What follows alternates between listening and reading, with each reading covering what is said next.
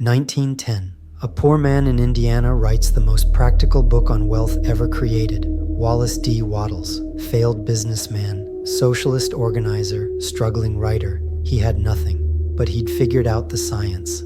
The Science of Getting Rich became one of the most influential wealth books in history. It inspired Napoleon Hill. It created millionaires. It's still taught today. And 1 year after publishing it, Wallace Wattles died, broke, at 51 years old. The irony is brutal. Critics say it proves his book was nonsense. If it worked, why didn't he get rich? But they're missing something profound. Wallace Wattles wasn't trying to get rich, he was trying to prove the science, and he did. His poverty was the price, his death was the proof. This is the story they don't tell you, the irony that validates everything, the sacrifice that proved the science. Wallace Deloy Wattles was born in 1860, Illinois. Poor farming family, no education, no prospects, just poverty and hard labor from childhood. But Wattles had a mind. He read everything he could find: philosophy, science, religion. He was searching for something, the pattern, the law, the reason some people escape poverty and others don't. He tried business, failed, tried again, failed, again, failed. By his 40s, he'd failed at everything he touched: bankruptcy, debt, desperation. He turned to socialism, became an organizer, thought maybe the system was rigged. Maybe capitalism was the problem. Maybe revolution was the answer. But then he discovered new thought, Hermetic philosophy, the idea that consciousness creates reality, that poverty isn't about systems, it's about thinking.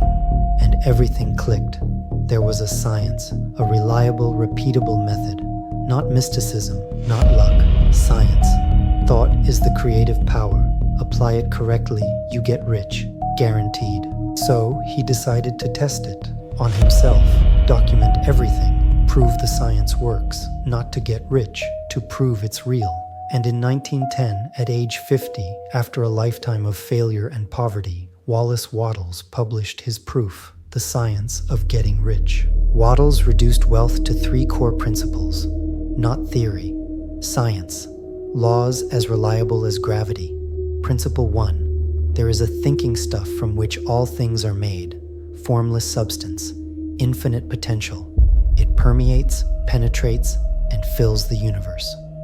Principle 2. A thought in this substance produces the thing that is imaged by the thought. Thought is creative, literally.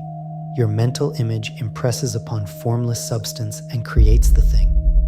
Principle 3. You can impress your thought upon formless substance by holding a clear mental image and feeling deep gratitude. This is the method, the formula, the science. Wattles called it the certain way, not positive thinking, not hoping, certainty.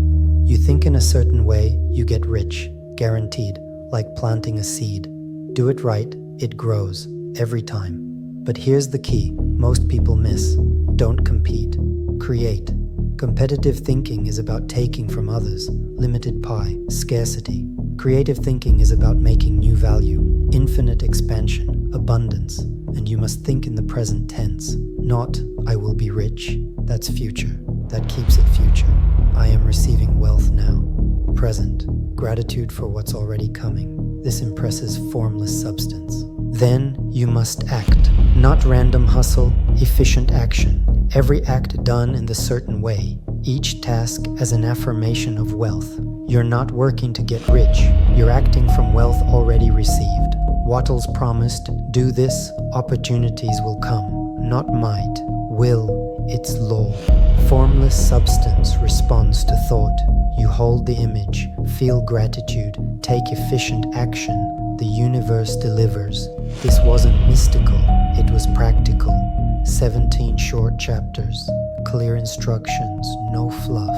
The science of getting rich, not hoping, not wishing, science. Wattles finished it in 1910, published it, sent it into the world, his life's work, his proof, his sacrifice. 1 year later, Wallace Wattles was dying. Tuberculosis, poverty. He'd written The Science of Getting Rich, and he had nothing. Critics said it proved the book was nonsense. Look at him. He died broke. His own method didn't work. The irony seemed damning, but here's what they didn't understand. Wattles wasn't trying to get rich, he was trying to prove the science, and personal wealth wasn't the proof he needed. His daughter Florence took the book, applied every principle exactly as written, and became wealthy, successful, abundant, using her father's exact method, then thousands more, over a century. People who read the book applied the certain way and got rich, exactly as he promised. The science worked for everyone who used it. Wattles died having proven what he set out to prove. Thought creates reality. The science is real. His poverty was the price of the proof. So why didn't Wattles get rich? Here's the truth most people can't accept, because getting rich wasn't his desire. His desire was proving the science, teaching it, giving it to humanity. Money was secondary. The truth was primary.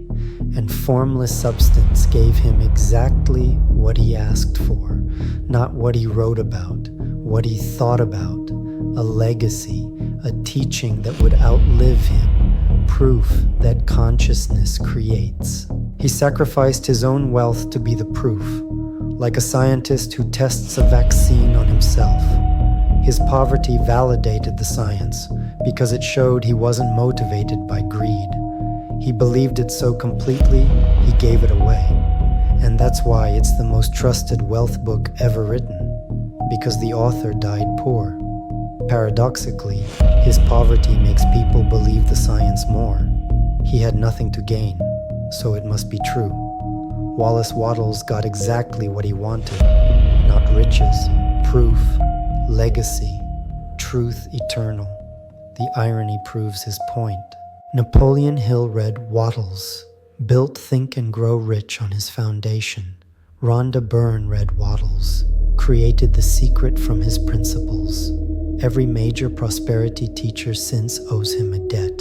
The science of getting rich is the source code, the original formula. Everything else is commentary, and it came from a man who died broke.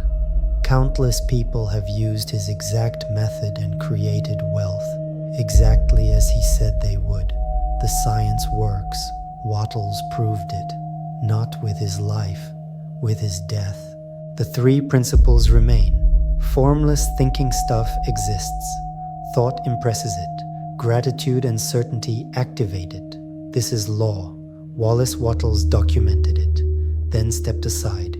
He died February 7th, 1911, 51 years old, poor, unknown. Within decades, his book was creating millionaires, the ultimate delayed gratification. Over a century later, the science of getting rich is still the purest, most practical wealth teaching ever written, because the man who wrote it wanted truth more than money. So how do you use Wattles' science today? The same way he wrote it. No updates needed. It's law. Hold your vision clearly.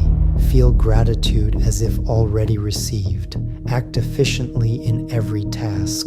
Think from wealth, not toward it. This is the certain way. Do this, and formless substance must respond.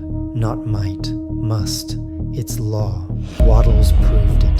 Not by getting rich, by teaching you how. Wallace Wattles died broke. The irony is perfect. The criticism validates. The poverty proves the point. He wasn't trying to get rich. He was trying to give you the science, and he did. His sacrifice was your inheritance. This is Vine Wallet, where we reveal the truths they died to teach you.